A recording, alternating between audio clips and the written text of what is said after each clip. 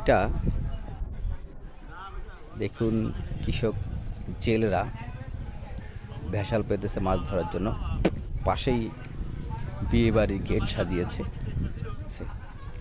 এখানে একটা, দুইটা, তিনটা ভেসাল যে দিয়ে মাছ ধরা হয়। এখানে এটা একটা সুইচ গেট, এখানে পদ্মা নদীর পানি প্রবাহিত হয় এখান দিয়ে। এখন রৌদ্রোজ্জ্বল সময়ের জন্য যারা মাছ ধরেন, আসলে ওনারা জেলে নয়, ওনারা সিজনের সময় যখন বন্যার পানি আসে, প্রবাহিত হয়, তখন তারা মাছ ধরে। বাকি সময় তাদের কৃষি সেবায় নিয়োজিত থাকে, কৃষিকাজে নিয়োজিত থাকে।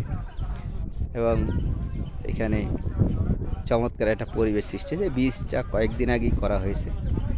এখানে এটা সুইচ গেটটা অল্প কিছুদিন আগে করা হয়েছে। এখানে এই যে দেখুন, একজন ছেলে, তিনি এখন ঝাঁকি জাল মারার প্রসেস নিয়ে প্রস্তুত হয়ে আছে, প্রস্তুত করছেন।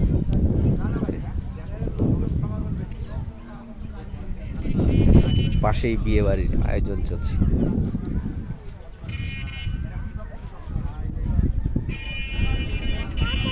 পুরো সুইচ গেটটা, হ্যাঁ।